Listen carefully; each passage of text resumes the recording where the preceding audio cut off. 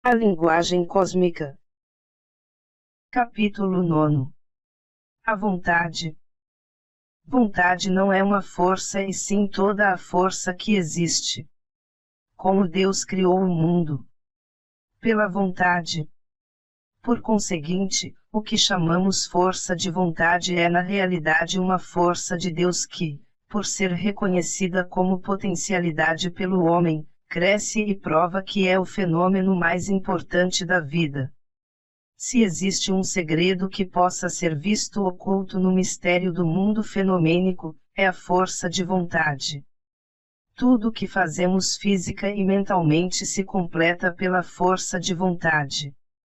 Nossas mãos, apesar de seu perfeito mecanismo, não segurarão um copo d'água se não forem acionadas pela força de vontade que o sustenta firme. Um indivíduo pode parecer muito saudável, mas se lhe faltar força de vontade não será capaz de se manter em pé. Não é o corpo que nos faz permanecer em posição vertical, é a nossa força de vontade, que sustenta o nosso corpo e o faz mover-se. Os pássaros na realidade não voam com as asas, voam impulsionados pela força de vontade. Os peixes não nadam com o corpo, nadam pela força de vontade. Quando o homem tem vontade de nadar, nada como um peixe. O homem tem sido capaz de executar coisas maravilhosas usando sua força de vontade. O sucesso e o fracasso são fenômenos da vontade. O que leva uma pessoa ao sucesso é apenas o fenômeno da vontade. Quando a vontade está ausente, falha o indivíduo, embora qualificado e inteligente. A vontade, portanto, não é uma força humana, é uma força divina que trabalha no homem. O trabalho executado pela vontade na mente é ainda muito maior, pois nenhum homem pode sustentar na mente uma ideia por um momento sequer a não ser que tenha força de vontade. Se uma pessoa não consegue se concentrar, se não pode fixar seu pensamento por um momento sequer, falta-lhe força de vontade, pois a vontade é que sustenta o pensamento. Vamos agora à pergunta, de que é feita a força de vontade? Na linguagem poética, força de vontade é amor e, em termos metafísicos, amor é força de vontade. Se alguém diz que Deus é amor, quer dizer realmente que Deus é vontade, porque o amor de Deus se manifestou depois da criação e a criação foi a vontade de Deus. Assim, pois, o aspecto original do amor é vontade. Quando alguém diz gosto de fazer isto, realmente quer dizer farei isto, uma expressão mais forte que significa, gosto imensamente de fazer isto. Outro sim, vontade e consciência são a mesma coisa fundamentalmente. Essas duas expressões usadas para significar a mesma coisa, fazem delas, entretanto, coisas distintas. Essa dualidade é produto da unidade. O próprio ser de Deus é vontade na expressão e é consciência na reação. Em outras palavras, na ação é vontade, no silêncio é consciência, como acontece fundamentalmente com o som e a luz, que são uma e mesma coisa. Num estado a fricção das vibrações produz a luz, no outro estado as mesmas vibrações produzem o som, que é audível. É por este motivo que a natureza e o caráter do som e da luz são uma e mesma coisa. E assim são a natureza e o caráter da consciência e da vontade, porque tanto uma como a outra pertencem ao próprio ser de Deus. Diz o Corão, faça-se e fez-se. É uma chave para a entrada no mundo dos fenômenos. Para o mundo em progressão, para o pensamento avançado, é a chave para se compreender como a manifestação passou a existir. A manifestação veio a lume em resposta à vontade que se expressou dizendo, faça-se e a manifestação se fez. Este fenômeno não pertence apenas à origem das coisas, pertence à existência de todas as coisas, a todo o processo da manifestação. Estamos aptas a olhar toda a criação como um mecanismo, como acontece com o homem moderno, e não paramos para pensar como um mecanismo pode existir sem um engenheiro. O que é um mecanismo? É somente uma expressão da vontade de um engenheiro, que o fabricou para atender certas exigências. Como não vemos diante de nós o engenheiro e apenas vemos o mecanismo, envolvemos-nos nas leis que regem o funcionamento do mecanismo e nos esquecemos completamente do engenheiro, a cujo comando obedece todo o mecanismo em funcionamento. Como disse Rumi, o grande inspirador e filósofo sufi, no seu livro Masnavi, a terra, a água, o fogo e o ar parecem ao homem coisas ou objetos, mas para Deus são seres vivos. São seus servos obedientes e obedecem à vontade divina.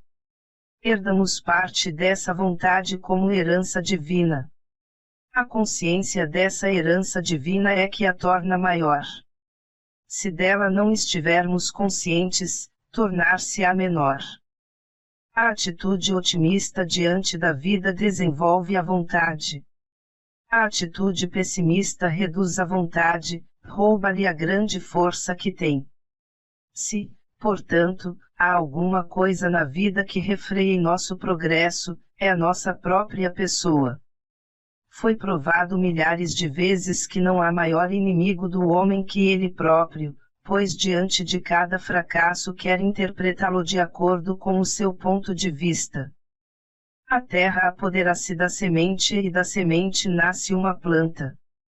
O mesmo acontece com o coração, apodera-se da semente do pensamento e dela também nasce uma planta, cujo fruto é a realização.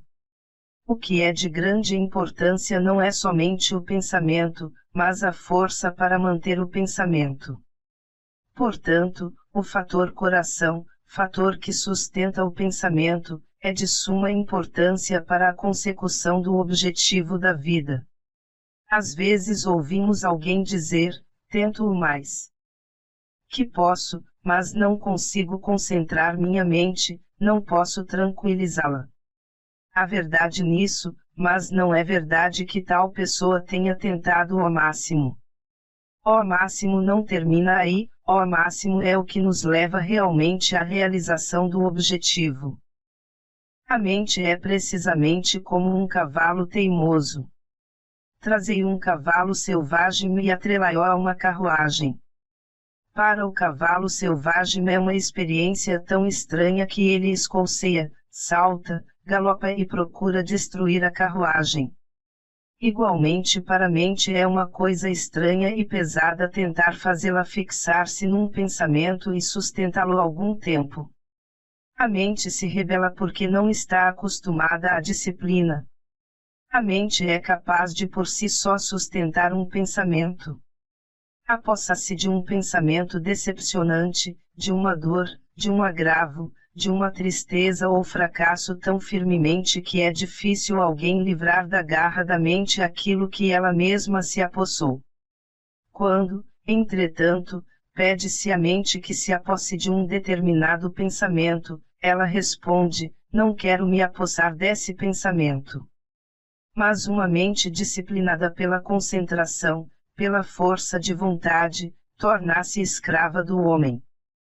Quando a mente passou a ser escrava do homem e não o homem o escravo da mente, de que mais precisa ele? O mundo do homem passará a ser o mundo dele próprio. O servo transformou-se no senhor do reino. É provável que muitos queiram perguntar, por que não deixar a mente livre como nós somos livres? Mas o homem e a mente não são duas coisas diferentes. Seria o mesmo que dizer, deixemos o cavalo ser livre e o cavaleiro também. Se deixarmos o cavalo livre, talvez ele queira ir para o sul e o cavaleiro para o norte. Como poderiam cavalgar juntos? Alguns podem também dizer, sejamos livres e a vontade será livre. Mas o que somos nós afinal? Não somos nada sem disciplina. A disciplina tem um lugar de destaque na vida do homem. A autodisciplina, embora pareça difícil e tirânica a princípio, no fim faz da alma a mestra do eu. Não foi em vão que os grandes sábios e adeptos levaram uma vida ascética. Tinham um objetivo em vista. Não é uma coisa que deve ser seguida por todos, mas compreendida. Devemos compreender, por exemplo, o que desejavam fazer de suas vidas, o que desejavam realizar. Essa vida de autodisciplina visava ao desenvolvimento da força de vontade. Tudo o que nos falta na vida tem origem na falta de vontade. Todas as bênçãos que recebemos vêm por meio da força de vontade. Alguns pensam que não depende deles próprios a força de vontade, que ela é dada a certos homens como graça, como bênção. Não depende de nós mesmos porque ela é o próprio ser do homem. Sem dúvida é graça e é bênção, mas mesmo assim deve ser encontrada dentro de nós, porque a força de vontade é o nosso próprio ser.